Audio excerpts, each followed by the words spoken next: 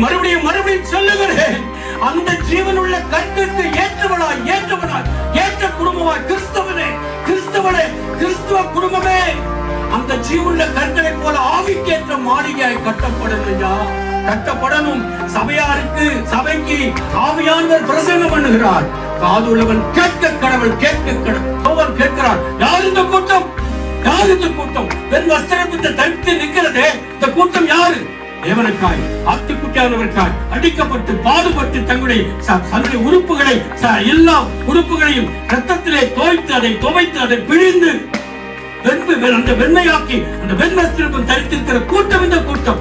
தேவனுக்காய் உபத்திரப்பட்ட கூட்டம். அதனை சொல்லுகிறேன். அல்லேலூயா. அந்த ஒரு டிகிரி நமக்கு வருமா?